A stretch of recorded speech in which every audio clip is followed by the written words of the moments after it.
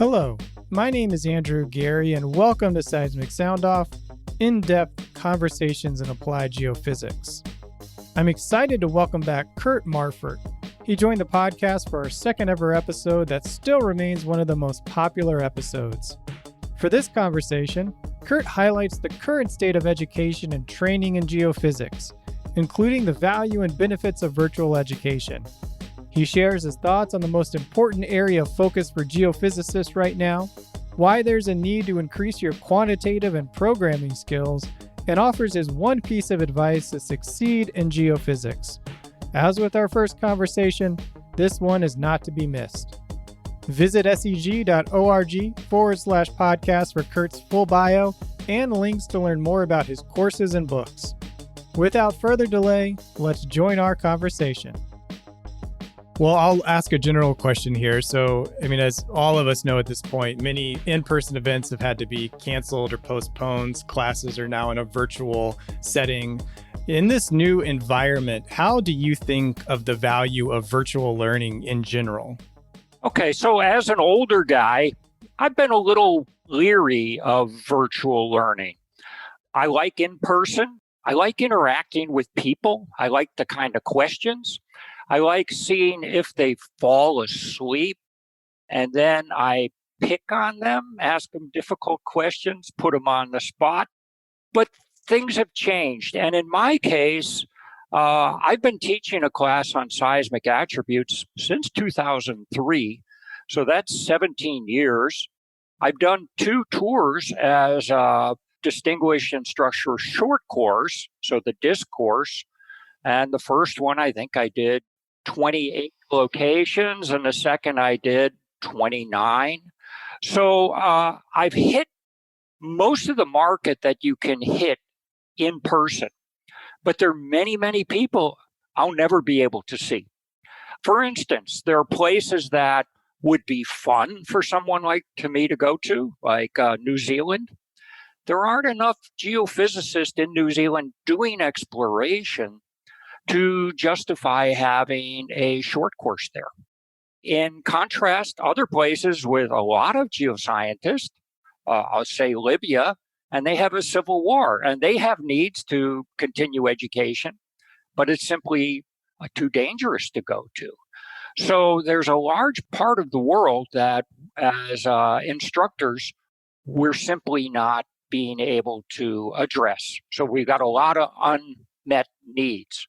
And the distance is the best way to do it. As the world continues to adjust to dealing with and managing the coronavirus, and I like what you just said, there's even value of these virtual courses outside of what we're dealing with in this pandemic. What role do virtual courses and more generally continuing education have in the further development of geophysicists? Right. So the coronavirus, and for terms of the geophysics profession, the biggest impact is the effect of coronavirus on the price of oil.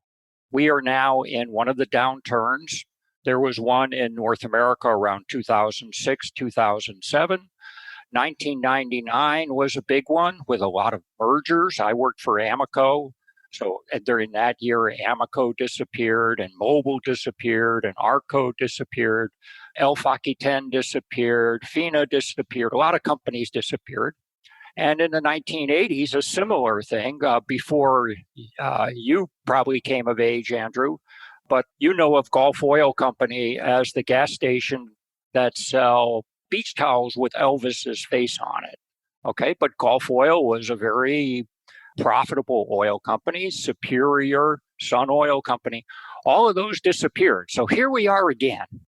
And this is happening. We will be using oil in the future, even with the income of electric cars and so forth. In North America, the average age of a car on the street is 11 years. And in most of the world, with the exception of China, it's closer to 15 years. So that means if everybody bought only electric cars from now on, we'd still have 50% of them running 11 years from now. So the oil industry is going to be here. It's going to be flat. And we need to learn how to adjust to the new environment. And continuing education is one way to get the skills to learn what's coming next, what's down the road. As someone who has several virtual courses on SCG, what do you, and you talked a little bit about this in your first answer here, but what do you see as some additional unique benefits of shifting towards these virtual courses and lectures and events? Well, when I do classes in North America, the classes tend to be 2 days. And taking 2 days out of a busy schedule is a reasonable thing to do. That's a quite reasonable thing to do, even if you have to travel to the city that is being held in. In contrast, when I go overseas, because of the cost of travel, it's a 5-day class. Now, a 5-day class, and there are several of my colleagues in the SCG and AAPG who do 5-day classes internationally. A 5-day class covers the material of a university semester course. So you are drinking from a fire hose, and it's hard to think about what went on during the day before the next day comes across. Then there's another more practical pattern, a problem, is that the employers, even though they're paying for the course, you're not able to react to the day in and day out business problems that your work group is facing. So many of the employers would feel more comfortable if a 5-day class were parceled out over a 1 month or even a 2-month period. One of the things that kind of strikes me is, things like whether you can access a course on computer or just a good old fashioned book, those things are still accessible. And maybe now people have some time to read a little bit more than they would. Looking back at all of the stuff you have produced, I mean, you have 2 disc courses, you have several books published with the SCG, all your published papers. When you kind of think back about these contributions that people can grab and read and take in, how do you see the value of things like that at this time and even looking ahead into the future? Now, those are great publications and books. Those are great resource materials. And when a question arises, there's something you can search and find out an answer. In contrast, continuing education course for older people like me, okay? Continuing education course is a way to learn something new that you know very little about. You're curious, or you think, yeah, what do those people do for a living? Maybe I need to understand something about modern acquisition techniques, or maybe I need to understand something about carbonate depositional environments.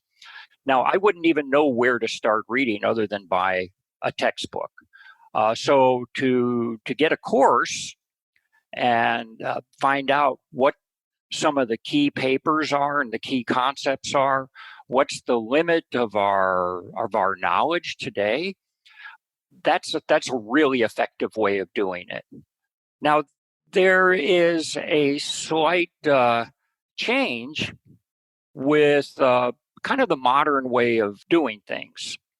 And by modern, I mean with the younger generation. And people are very, very busy, okay? The younger people today, the emerging career professionals is what we call them at the SCG.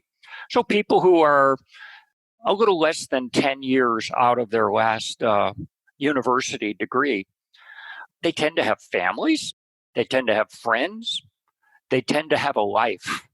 And because of the ups and downs of the industry, they know that their employer's not going to be with them 20 years in the future, but hopefully their spouse will be and their friends will be.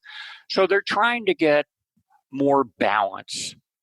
And to get more balance, if you take continuing education courses where it takes a big part out of your time, then that time is coming out of your family time.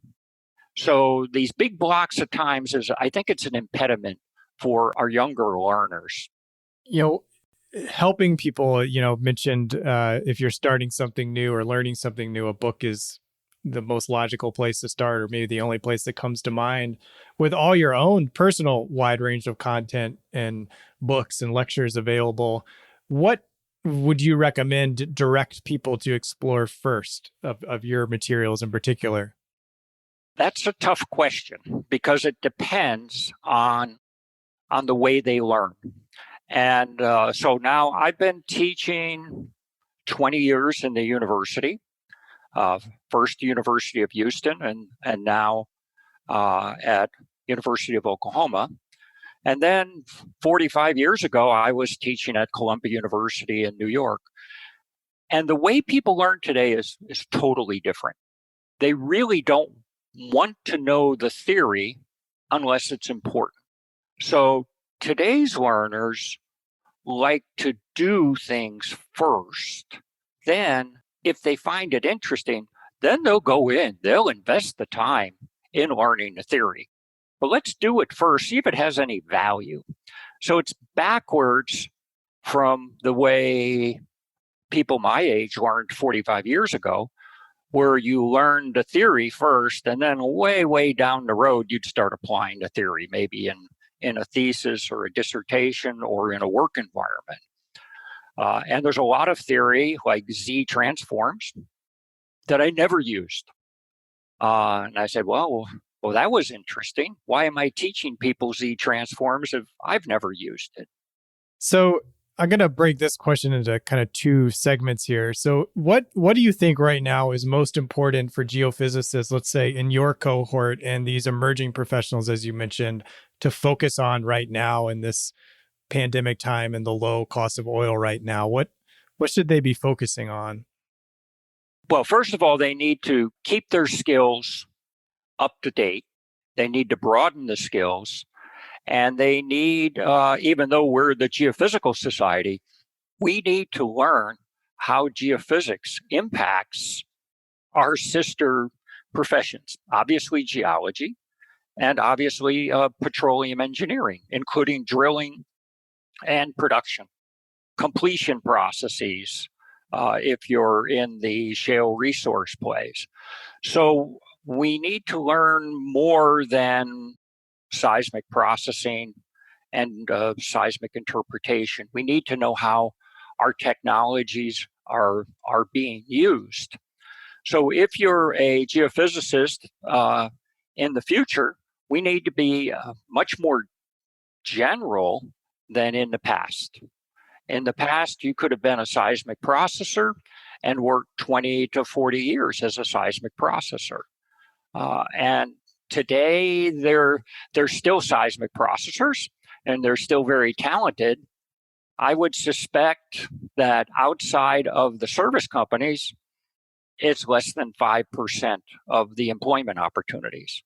Most of the employment opportunities are in data integration. The conventional way, working with people in teams, and then, of course, a more modern twist where we're doing the data analytics and the machine learning and the artificial intelligence and those things. So whether you go the people interaction part and develop your personal skills, or the machine learning part and improve your computer skills, you need to broaden your skills in terms of data integration. So how might one put together an effective online course given some of the limitations and parameters you've discussed so far? So there's several challenges. I've done voiced over PowerPoints for my student lectures, particularly near holidays.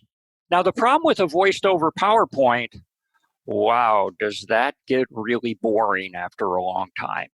Especially if because you don't have an audience there, it's hard to get enthusiastic. It's hard to get pumped up. It's hard to antagonize people. You do need to speak a little slower when you record, well, and that can make it more sleepy. The trick is there is some new technology. I'm going to try this Camtasia software, and that allows you, to have your face in the corner. You can arm wave as I'm doing on Zoom with you right now. You can cut out of PowerPoint when you do your introduction and just have a picture of yourself talking like you normally would. And that adds a certain personal touch to a presentation. But then the way I've taught courses at the university is, in fact, all the classes I've taught have all had a hands-on component. So I would say today's learners like to do things first and then learn the theory. So if I do seismic modeling, they're going to run seismic models using tesseract software with finite difference wave equations and so forth. And then we'll learn the theory of what a head wave is and what diffractions are, what guided waves are, etc. Once you can see them and generate them yourself, well, now you're a little more interested. With seismic processing, let's start with a 3D data volume. And let's go sort the data. And let's go generate different gathers, common midpoint, common offset, common receiver, as well as the original survey orientation. Once you see the data, now it starts to, okay, I'm willing to learn how normal move-out works. I'm willing to learn how velocity analysis works because I'm seeing the data and I can imagine what's going to happen to it. So as we go forward, I know some of my co-instructors, not teaching with me, but teaching other classes, Sid Mishra, he's going to use Python. Python's a common programming language. It's on almost everybody's PC. And there's a lot of free software to do machine learning. So he's going to be using that as a tool.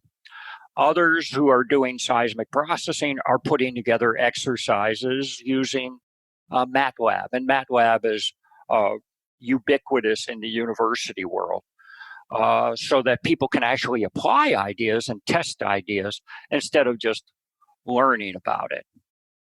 Now, the area that I work on seismic interpretation has two challenges. One is there's a limited amount of publicly available 3D seismic data volumes. Fortunately, several countries have opened this up, New Zealand, Norway, a few others. So there are now good 3D, reasonably modern 3D data sets that participants or students can play with and analyze. The other challenge is the software to use. So there are probably 6 to 10 really good seismic interpretation software packages. They range from, on the high end, Landmark, Voxel Geo, Petrel, to more affordable software used by small independent oil companies like Kingdom Suite, geomodeling, etc. And I don't want to leave out any. I don't want to leave out Foster Findlay and Open Detect, and I'll go down the line. There's a whole bunch of people, PaleoScan, doing real good either niche work or a full interpretation software package. Now, in a short course, you're not going to have licenses to all of that. I've only had 2 times where I had licenses for a public domain class, where I had licenses to commercial software to conduct a short course. So it's just difficult logistically. And so what we're going to do with the online version or the distance learning version of the attribute class at Oklahoma University and with some sister universities, we put together a package of software under a consortium with currently about 22 sponsors. And it's state-of-the-art attribute software. It's not state-of-the-art 3D seismic interpretation software by any stretch of the imagination. But it is state-of-the-art attribute software. So the plan is to provide participants a license to the software that'll run 1 to 3 months.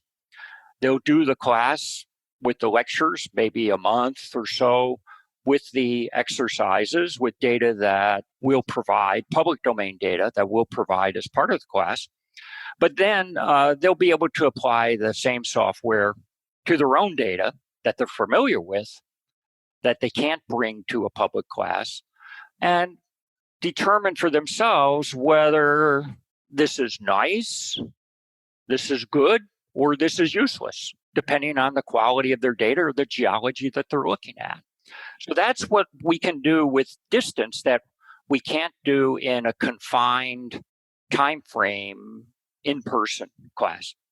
So you've really lived this idea of working with other societies. You served as the initial editor of AAPG and SEG's joint publication interpretation. I'm wondering what is something you learned with working with geologists and AAPG that you applied with your geophysics hat that you would not have learned otherwise? Well, there's a lot that I know, not that I've learned. I've learned what the geologists do and what interpreters do that myself as attribute boy or as a neophyte in machine learning find quite challenging to replicate.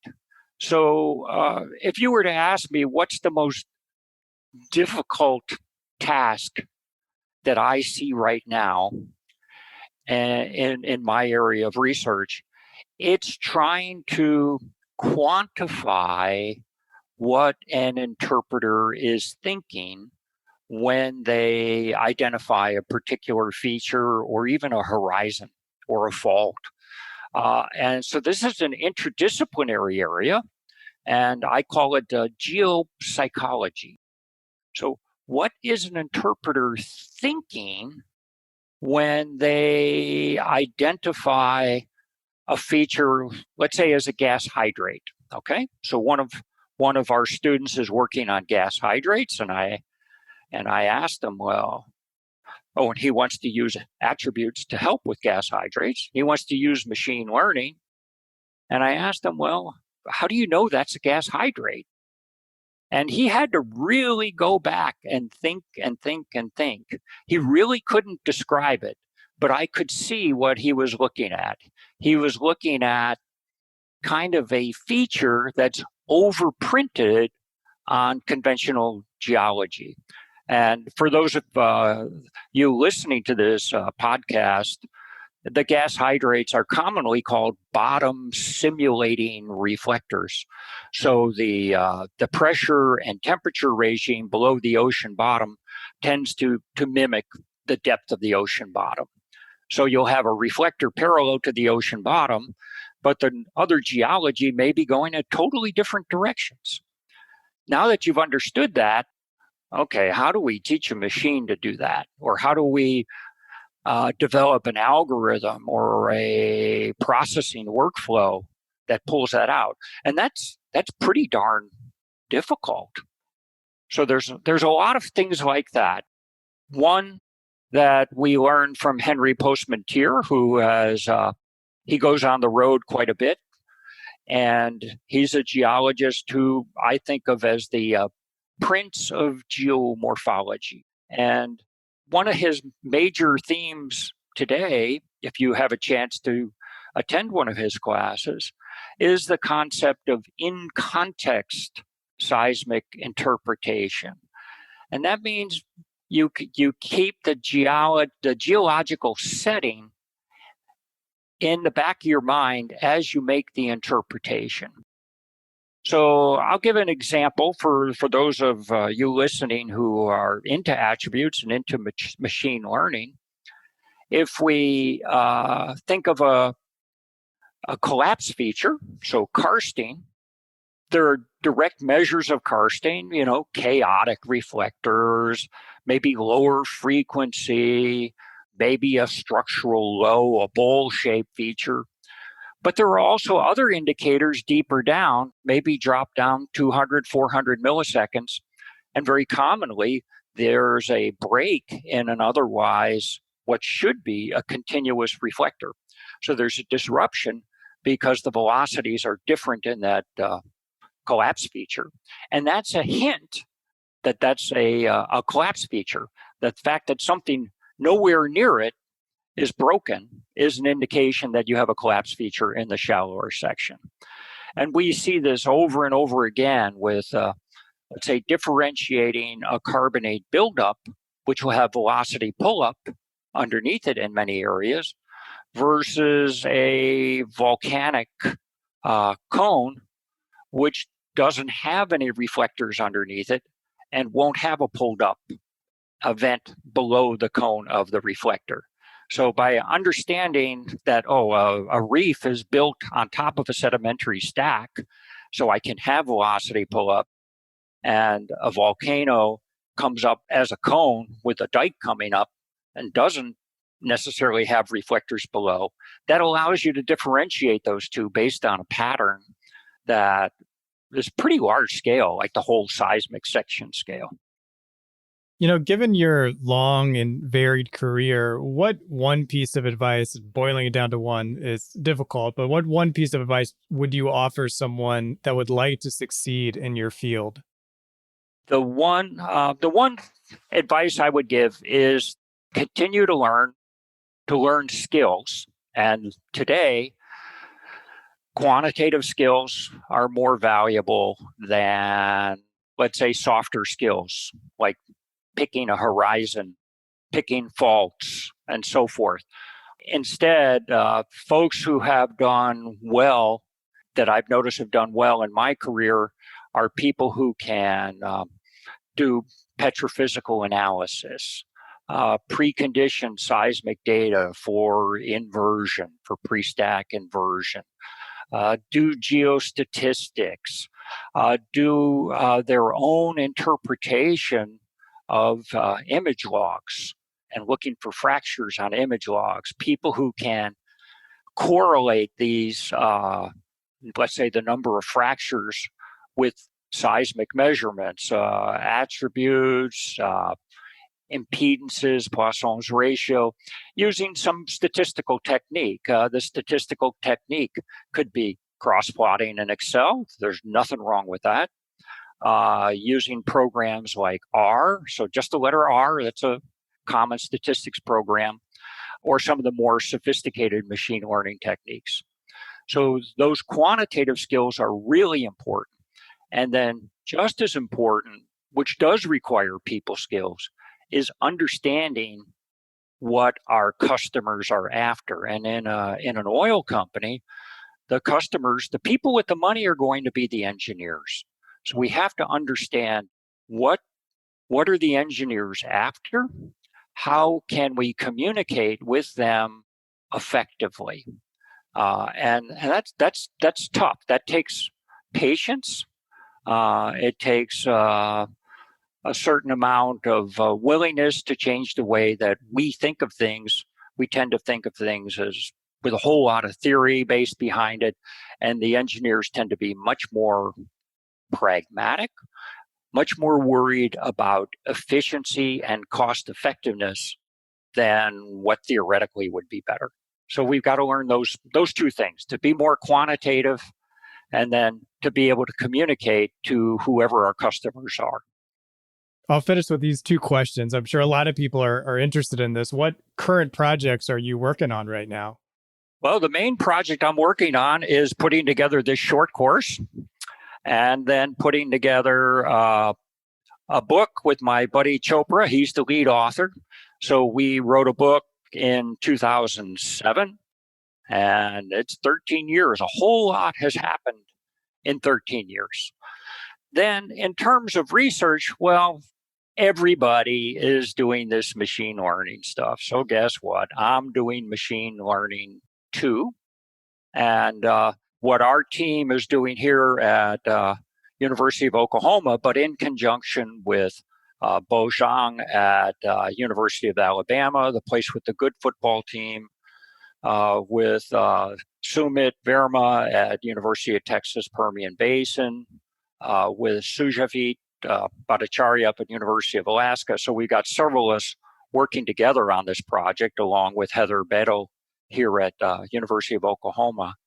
And it's basically, we're trying to put together all of the machine learning algorithms in one package so that an interpreter can compare and contrast.